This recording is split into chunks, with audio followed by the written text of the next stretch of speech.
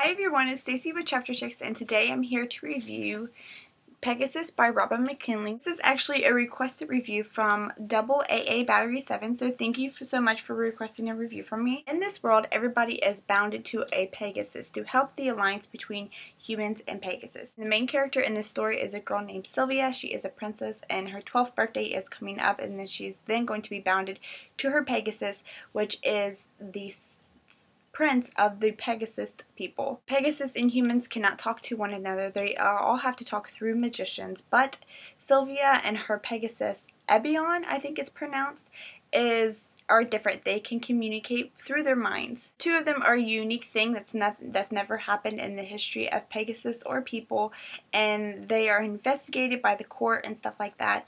It's a really interesting story. I had extremely high expectations going into this book. My dad, when I was younger, would tell me stories of Pegasus. When I was little, I genuinely believed that I was going to catch me a Pegasus and he was going to be my pet. I kid you not, I really believed that growing up.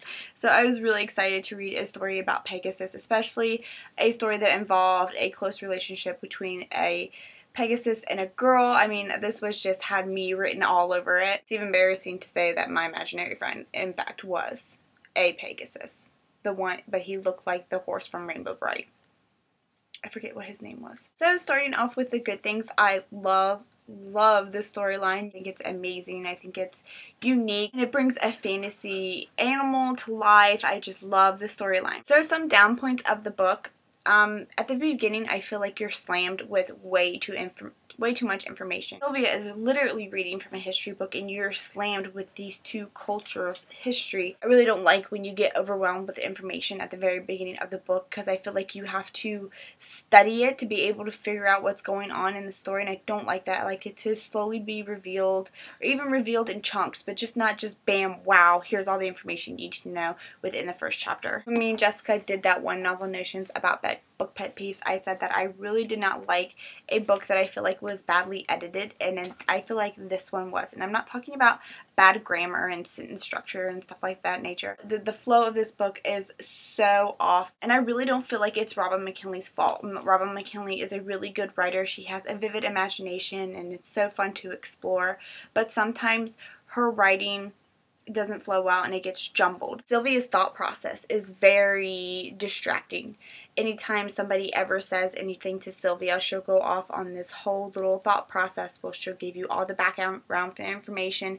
She'll think through it so thoroughly that she's jumping around. You as a reader kind of have a hard time following where she's at because she lives inside her head so much, and it's not a clear thought process. It's jumbled. It reminds me of my thought process. Like, I can think of George Washington and then have a whole thought process where it will end in shoes, and it will only make sense to me. When somebody has such a jumbled, jumpy thought process like that, only that person can understand it and not everybody else can. A perfect example is at her binding ceremony. When she's getting ready for her binding ceremony, she literally goes into this whole little imaginary world where she thinks through it. Such detail that you actually are like, wait, when did she go from getting ready to get into the party? She jumps back into her head where she's getting ready again, and then you live through it in her real time, and then she'll be in her room thinking back on it, and you relive it again. So that's 3 times that you go through the binding ceremony. I think to McKinley, it made sense and it flowed well because that was her thought process being put into the book. I think it should have been the editor's job to come in and be like,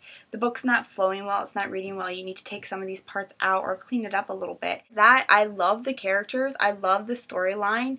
After Sylvia got out of her head a little bit towards the end, it was a lot better. Overall, it is the first book in the series, and I always give the first book in the series the benefit of the doubt, especially if there's things and elements in it that I did enjoy, like the characters and the plot and stuff like that.